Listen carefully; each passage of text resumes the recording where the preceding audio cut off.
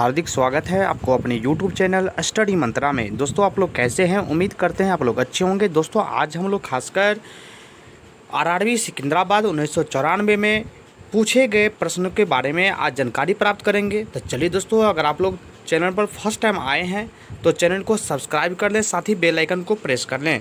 तो चलिए दोस्तों, क्वेश्चन को स्टार्ट करते हैं। क्वेश्चन आपका फर्स्ट हो गया, शिक्षा जो है वो किस सूची के अंतर्गत आता है? दोस्तों शिक्षा जो है वो किस सूची के अंतर्गत आता है? तो दोस्तों शिक्षा जो है वो समवर्ती सूची के अंतर्गत आता है। शिक्षा जो है वो समवर्ती सूची के अंतर्गत आता है। चलिए दोस्तों नेक्स्ट क्वेश्चन देखेंगे। इंडिया हाउस कहाँ स्थित है? दोस्तों इंडिया जो हाउस है वो कहाँ स्थित है? तो इंडिया हाउस दोस्तों लंदन में स्थित है। इंडिया हाउस कहाँ स्थित है? तो इंडिया हाउस लंदन में स्थित है। चलिए नेक्स्ट क्वेश्चन देखेंगे। लाफिंग गैस का रासायनिक नाम क्या है? दोस्तों जो लाफिंग जो गैस है ना, उसका रासायनिक नाम क्या है? दोस्तों लाफिंग गैस का जो रासायनिक नाम है वो नाइट्रस ऑक्साइड है। क्या है दोस्तों? नाइट्रस ऑक्साइड यानी N2O है ना। दोस्तों लाफिंग गैस का जो रासायनिक नाम है वो नाइट्रस ऑक्साइड है। चलिए नेक्स्ट क्वेश्चन देखेंगे। भारत में बैंकों का पहली बार राष्ट्रीयकरण कब हुआ था? दोस्तों भारत में जो बैंकों का पहली बार जो राष्ट्रीयकरण हुआ था वो कब हुआ था? तो दोस्तों भारत में जो बैंकों का जो पहली बार राष्ट्रीयकरण जो हुआ था वो 1969 में हुआ था पहली बार, है ना। भारत में जो बैंकों का पहली बार जो राष्ट्रीयकरण हुआ था वो 1969 ईस्वी में हुआ था। चलिए नेक्स्ट क्वेश्चन देखेंगे। मुद्रा राक्षस के लेखक कौन है? दोस्तों जो मुद्रा राक्षस जो लेखक है वो विशाखा दत्त है। कौन सा दोस्तों है? तो मुद्रा राक्षस के जो लेखक है वो विशाखा दत्त है। याद कीजिए दोस्तों, मुद्रा राक्षस के लेखक कौन है? तो मुद्रा राक्षस के लेखक विशाखा दत्त है। चलिए नेक्स्ट क्वेश्चन देखेंगे। रूसी क्रांति कब हुई थी? दोस्तों रूसी जो क्रांति हुआ था वो कब हुआ था? तो रूसी क्रांति जो हुआ था दोस्तों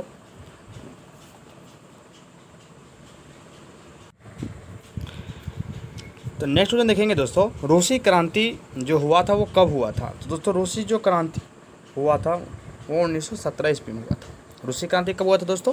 1917 ईस्वी में। अगर दोस्तों बात करेंगे तो इस पर एक क्वेश्चन और बनता है, बोल्शेविक क्रांति। बोल्शेविक जो क्रांति हुआ था वो भी 1917 ईस्वी में हुआ था। चलिए नेक्स्ट क्वेश्चन देखेंगे। लोकसभा में किसी विधेयक को धन विधेयक के रूप में कौन प्रमाणित करता है? दोस्तों अगर देखेंगे दोस्तों यहाँ पे लोकसभा की अगर बात करते हैं यहाँ पे, है ना।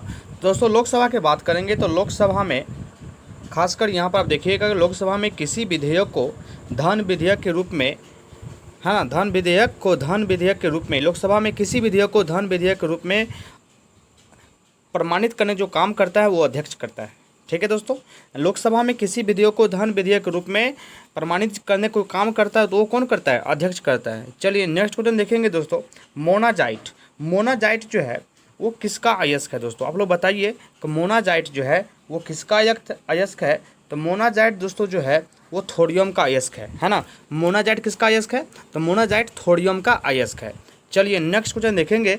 इंग्लैंड का प्रथम प्रधानमंत्री कौन था? दोस्तों अगर बात करेंगे इंग्लैंड, तो इंग्लैंड का जो प्रथम प्रधानमंत्री था वो कौन था? दोस्तों इंग्लैंड का जो प्रथम प्रधानमंत्री था वो रॉबर्ट बालपोल था। कौन था दोस्तों? इंग्लैंड का प्रथम प्रधानमंत्री तो रॉबर्ट बालपोल था। चलिए नेक्स्ट क्वेश्चन देखेंगे दोस्तों। आज़ाद हिंद जो फौज का जो गठन हुआ था वो कब हुआ था?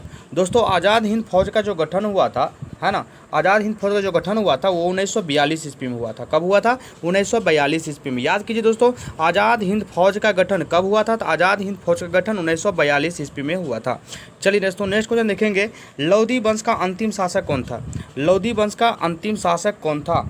दोस्तों लोधी वंश का जो अंतिम शासक था वो बहलोल लोधी था, यानी इब्राहिम लोधी। कहने मतलब दोस्तों ये है कि लोधी वंश का जो अंतिम शासक था वो इब्राहिम लोधी था, है ना। लोधी वंश का दोस्तों अंतिम शासक कौन था? तो इब्राहिम लोधी था लोधी वंश का अंतिम शासक, है ना। चलिए नेक्स्ट क्वेश्चन देखेंगे दोस्तों। गरसोपा यानी जोग जो जलप्रपात है वो किस नदी पर है?